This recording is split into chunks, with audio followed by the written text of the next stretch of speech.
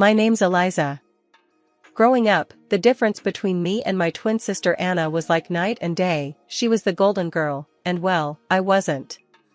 Our dad, a stern university professor, had his life's work tied up in books and lectures, while our mom was the quintessential housewife, dedicated to her home and family, pushing us to follow in her footsteps.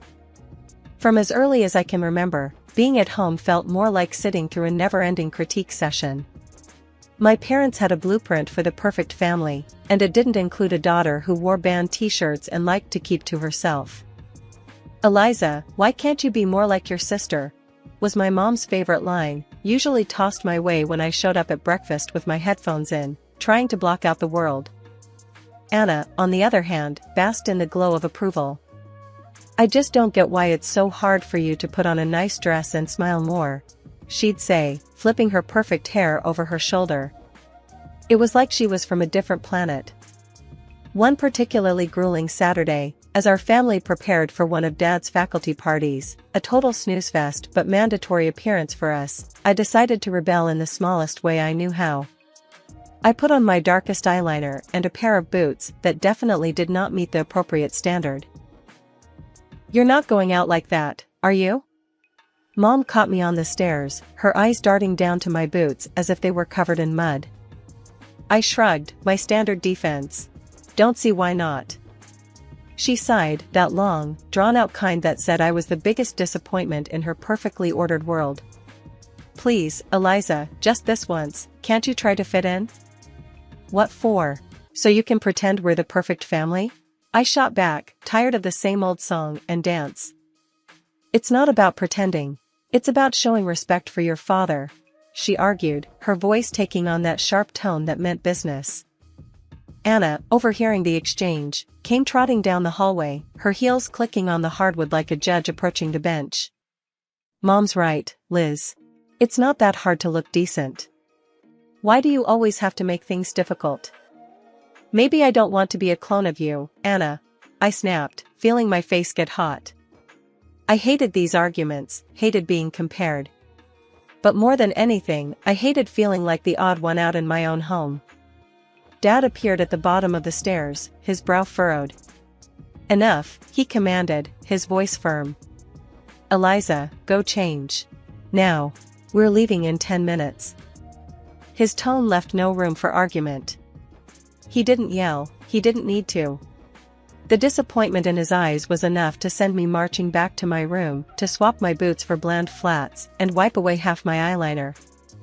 As we drove to the party, the car was silent except for the classical music Dad insisted on playing because it was calming. I stared out the window, the trees blurring past. In that moment, I promised myself, someday I'd live a life where no one could tell me what to wear, how to act, or who to be. Someday, I'd be free from the echo of these expectations. My room was the only corner of the house where I could pretend I was somewhere else, anywhere else. Unlike the rest of the house, which was filled with my parents' choices, my room was mine. It wasn't much, just 4 walls covered in sketches and music posters, but it was my escape from the reality of my family's expectations. One evening, as I was trying to lose myself in a playlist of my favorite bands, Dad knocked and marched into my room, his face set in a familiar frown. "Eliza, turn that noise down. And why haven't you studied with Anna today? You know you both have exams coming up," he said, his voice stern. I pulled out one earbud and looked up at him, trying to keep my voice even. "I've been studying, just not with Anna. I learn better on my own." Dad shook his head, clearly not buying it. "You know the rules. Your sister gets good grades, and you should be doing the same. I don't see why you always have to make things difficult." "It's not about making things difficult," I said, my frustration growing. "I just don't see why I have to follow Anna's way of doing everything. Can't I have my own way of studying?" He didn't respond to that, just switched his complaint. "And those friends of yours, I saw you with them at the cafe yesterday. I don't think they're a good influence. You should be spending time with the daughters of my colleagues. They're more suitable." I felt my temper rise. "Suitable for what? For you?" Because they talk about economics and pretend to enjoy those boring university gatherings? Before he could answer, Mom appeared at the doorway, her voice sharp as she joined in. Eliza, your father is right. Those girls are from good families. They know how to behave. They're the kind of friends you should want. I stood up, facing both of them. What if I don't want friends who are picked for me? What if I want to choose my own friends, choose what I study, or even what I want to be? That's enough, Eliza, Mom said, her tone final. You know your future is with the university. Your father has made sure of that. And after you graduate, you'll need to start thinking about settling down. We've already discussed this. Settling down. The words hung in the air like a life sentence. You mean, start thinking about being someone's wife? Like Anna? Is that all you think I'm meant for? Mom's face softened slightly, but her voice remained firm. We want what's best for you. Following the path we've set out will give you a good life. A good life, I repeated, the irony bitter in my mouth. Is it a good life if it's someone else's idea of good? No one answered that. They didn't need to. We all knew there was no point in arguing. They had their plans, and they expected me to fall in line, just like Anna. Anna and I were like two sides of the same coin, always together, but never on the same page. At university, where Dad taught, the differences between us grew even more obvious. She was into business management, the golden child, always nodding along in lectures, asking smart questions that made professors nod appreciatively. Me? I was stuck in the same program, but it felt like wearing a shoe on the wrong foot, awkward, uncomfortable, and just plain wrong. One afternoon, as I trudged through a mountain of textbooks in the library, Anna breezed in, her notes organized, her smile ready. Hey, Liz, you coming to the study group tonight? Professor Hall mentioned he's dropping by, could be good for us to show face, she said, her tone light but insistent. I glanced up, feeling the weight of her expectations. Nah, I don't think so. Those things aren't really my scene, you know? She frowned, placing her books down with a thud that matched her disapproval. It's not about it being your scene, Liz. It's about making the right impressions. You need to start taking this seriously. We're graduating soon. I shrugged, turning back to my notes. I am taking it seriously, just not in a way that makes me miserable. Why bother pretending? Because, Liz, sometimes you have to play the game to get ahead. You think I like all of this? She gestured around at her perfectly tabbed textbooks and color-coded notes. It's not about liking, it's about doing what's necessary. I shook my head, pushing back my chair with a scrape. Well, maybe I'm tired of doing what's necessary according to everyone else. Did you ever think of that? Her voice softened, but her eyes were steel. Liz, I'm just trying to look out for you. Dad's not going to be around to sort things out forever. What are you going to do if you keep alienating everyone? Maybe I'll figure it out on my own. Maybe I don't need to follow Dad's roadmap or yours. I shot back, feeling a surge of defiance. Anna sighed, her frustration clear. You're so stubborn. Just try, okay? For me, if not for yourself. Show up tonight, talk to Professor Hall. It won't kill you. I looked at her, really looked at her, and saw not just my annoyingly perfect sister, but someone who actually cared, in her own way. Fine, I'll think about it, I conceded, not ready to promise more. Thank you, she said, her smile returning. It's not that bad, you know. You might even like it if you gave it a chance. Doubt it, I muttered, but I knew I'd lost this round. For Anna, I'd show up, sit through another boring discussion, and nod at the right times. It was just a few hours, I told myself. How bad could it be? As it turned out, not as bad as I thought. Professor Hall was surprisingly interesting when he wasn't lecturing from a podium. I even asked a question, which earned a shocked but pleased look from Anna. Later, as we walked back to our dorm, Anna nudged me. See, not so terrible, right? That fragile peace didn't last long, however. In our last year, Anna introduced us to her fiancé, a lawyer 10 years her senior, already well established and exactly what our parents dreamed of. Mom and Dad were over the moon, praising Anna for making such a smart match, and immediately turned their expectant eyes on me. "Now, Eliza, it's your turn to find someone suitable," Dad said one evening over dinner, his tone implying that my time was running out. Mom nodded enthusiastically, already planning out my life as if it were another one of her well-organized home projects. "Think about your future, dear.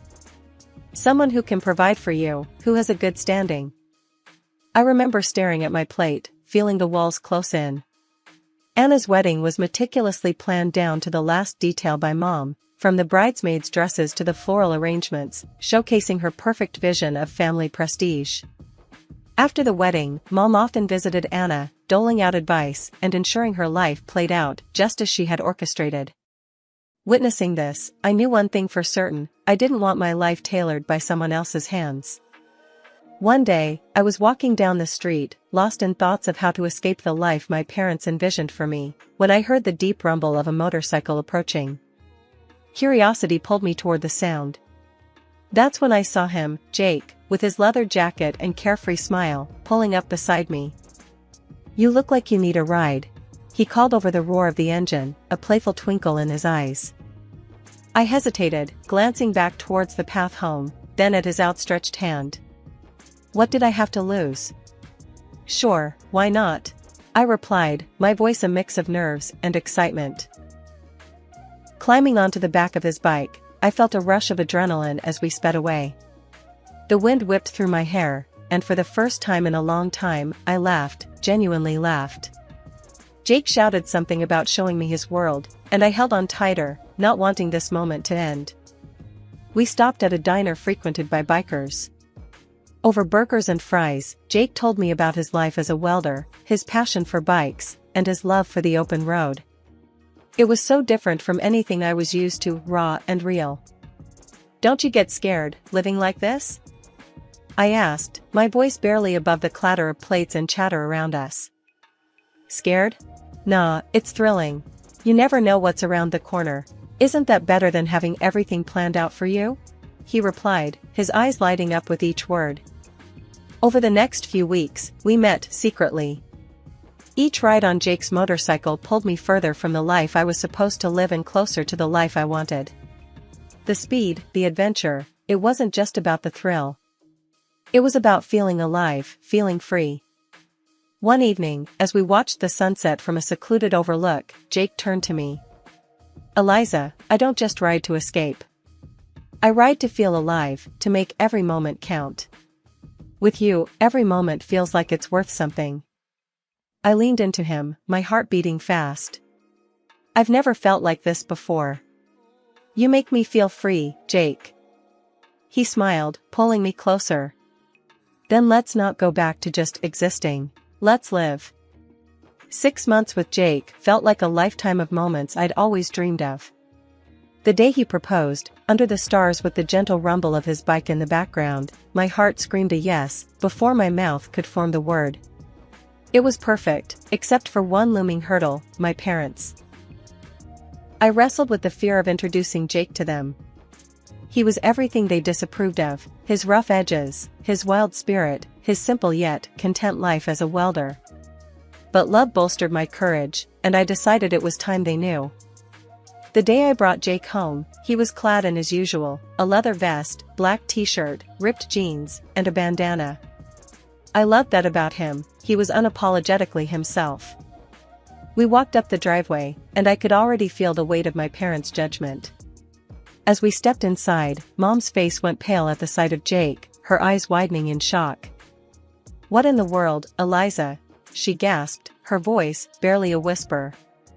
Dad's reaction was harsher, his words sharp as knives. "Who is this, and why is he dressed like a thug in our house?" I took a deep breath, steadying my nerves. "Mom, Dad, this is Jake. He's the man I love. We're getting married." Their silence was deafening. Then, Dad turned to Jake, his tone laced with disdain. "Married? What do you do for a living, young man? What are your qualifications?" Jake, bless him, didn't waver. I'm a welder. I took some specialized courses after high school. I work hard, and I make an honest living. The look on my parents' faces was a mix of horror and disbelief. Mom looked like she might faint.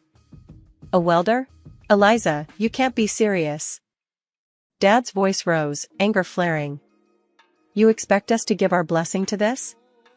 To throw away your future for a welder? I felt my resolve harden. Yes, because he makes me happy. Isn't that what should matter? But the life you'll lead, Mom started, her voice tremulous. Will be the life I choose, I shot back, my own voice gaining strength. Dad shook his head, his decision clear. We cannot and will not support this. If you choose him, don't expect to be a part of this family. The finality in his tone broke my heart, but not my decision. Jake squeezed my hand, giving me the strength to face them. Then I choose Jake. I choose us. I choose my happiness. Mom's eyes filled with tears, and Dad's jaw clenched tight. If you walk out with him, don't bother coming back, Dad said, his voice cold. Walking away from my parents' house with Jake, my heart was a mess of emotions, pain, relief, excitement, and fear all mixed into one. The night air felt different, like each breath I took was a step further into a new life. We rode in silence for a while, the only sound the steady roar of the motorcycle beneath us.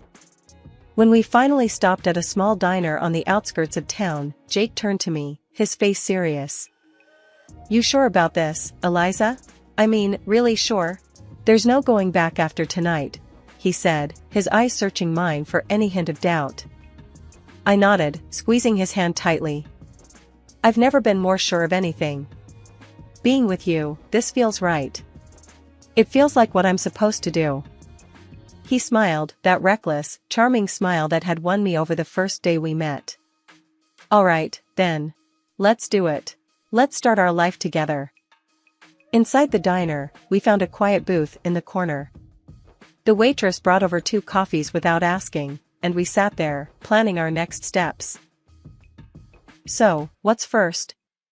I asked, stirring cream into my coffee, watching it swirl and blend. We'll need to find a place to stay, at least for a while. Then, maybe look for jobs. I have some buddies who can help us get started, Jake replied, his tone practical, but optimistic. It's going to be tough, isn't it? I said, more a statement than a question. The reality of what we were doing was beginning to sink in. Jake reached across the table, his hand covering mine. It might be, but we'll handle it together. Tough is nothing new for either of us, right? I couldn't help but laugh, a short, sharp burst of genuine amusement. Right. Together. We spent hours in that diner, talking and planning. Every so often, Jake would throw out an idea that sounded so wild, so free, that it made my heart jump. And maybe one day, we'll save enough to take that road trip across the country, just you, me, and the open road. I'd like that, I said, allowing myself to dream bigger than I had ever dared. Riding back into the city, we began our search. The next weeks were a blur of activity. We found a small apartment on the edge of town, nothing fancy, but it was ours. Jake found work at a local garage, and I picked up shifts at a nearby diner. Life was hard, but it was ours. We made do with what we had, and every night when we came home to each other, it felt like we had everything. Months later, we decided it was time to make it official and got married in a small, intimate ceremony. I held on to a sliver of hope that my family would show up, that they would see how happy I was and let go of their prejudices. But the chairs reserved for them remained empty, and no congratulatory messages came. Despite the sting of their absence, the day was perfect because it was ours. Over time, I grew incredibly close to Jake's mom. She welcomed me with open arms, calling me her daughter, filling in the gaps left by my own family. Her warmth and acceptance healed some of the wounds left by my parents' rejection. Things were finally looking up for Jake and me. After he completed additional diving training and became a certified underwater welder, his income shot up to $150,000 a year. That change made a world of difference. We managed to buy a townhouse in a nice area, the kind of place I'd always daydreamed about but never thought I'd actually live in. I started working as a dispatcher in Jake's company. It wasn't just a job, it felt like I was part of something important, supporting the man I loved and building our future together. On weekends, we'd escape the city on his bike, roaring through winding roads and taking in breathtaking views of nature. Those moments, with the wind in my hair and his warmth against my back, were pure bliss. Living nearby, my mother-in-law became a frequent visitor. One such afternoon, while Jake was tinkering in the garage and I was fixing us some coffee, she arrived looking a bit troubled. "There's been some ugly news," she said as she settled down at the kitchen table. "Something about a professor at the university involved in a harassment scandal." My heart skipped a beat. "Oh? Did they say who it was?" I tried to keep my voice steady, dreading the answer. She shook her head. "No, they didn't mention a name on the radio, but you know how these things go. It's probably all over the TV by now." Nodding, I flicked on the television, tuning into the news. Sure enough, there was a report on the scandal, and as I had feared, my father's face appeared on the screen. The anchor detailed accusations against him, and I felt a cold wave of disbelief wash over me. Turning off the TV, I sat down heavily, trying to process the news. Jake came in, wiping his hands on a rag, and saw my face. "What's wrong, babe?" he asked, his brow furrowed in concern. I swallowed hard, my voice barely a whisper. "It's my dad. He's been accused of harassing a student." Jake's expression hardened for a moment before he came over and took my hand. "I'm sorry, Eliza. That's tough news. How do you want to handle this?" I shook my head, not really sure of anything at the moment. "I don't know. I mean, what can I even do? It's not like we're close anymore." He squeezed my hand, understanding. "Whatever you need, I'm here for you. We don't have to figure it all out right now." I decided to wait and see how things unfolded before making any moves. Whatever decision I made, I knew I'd have Jake by my side, and that was the reassurance I needed to face whatever came next. Life had been peaceful until that unexpected afternoon at work, when a familiar car pulled into the parking lot. I hadn't seen my parents in a long while, and the sight of them stirred up a mix of emotions I thought I had put to rest. Both of them looked dramatically changed, the scandal had taken its toll. Mom had lost a lot of weight and looked years older, while Dad appeared broken, a shadow of the stern man he once was. My mother spotted me and rushed over, arms open as if nothing had happened, as if years of distance and disapproval could be bridged in an instant. But I couldn't embrace her, not now. Instead, I stepped back and took Jake's hand, looking for strength in his presence. "Eliza, it was so hard to find you," Mom said, her voice cracking with emotion. Dad, ever the gruff one, cut to the chase, his voice harsh and bitter. "I was accused unfairly, you know. I went to your sister's husband for help, but that bloodsucker wanted a fortune. Your sister sided with him, and now they've kicked us out. We need your help." I stared at them, disbelief and anger swirling inside me. "Help? After all these years, you show up and demand help? We have nowhere else to go." Mom's voice was desperate. "They've disowned us too. We thought, maybe we could stay with you." I almost laughed at the absurdity. "Stay with me? After you disowned me? You made it clear I wasn't your daughter anymore." Dad's face turned red, his old temper flaring up. "You owe us, Eliza, after all we've done for you." "That's where you're wrong," I interrupted, feeling Jake squeeze my hand in support. "I don't owe you anything. You threw me out because I chose my happiness over your demands. And now you want what? To just move in and pretend like we're a family?" The situation was spiraling, and I could see people watching, a crowd beginning to form. Mom started to cry, her sobs loud and attracting even more attention. "You're being ungrateful, after everything we've done for you," she accused through her tears. I took a deep breath, my decision clear. "No, Mom.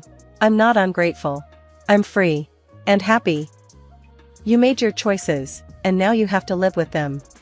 As we walked away, I heard my dad yelling, but Jake leaned over and quietly told the security team, "Don't let them come here again." The following months flew by, filled with love and peace.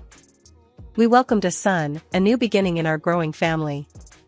My parents never came back. That day in the parking lot was the last I saw of them, and while part of me grieved for what could have been, I knew I had made the right choice for me and for my family.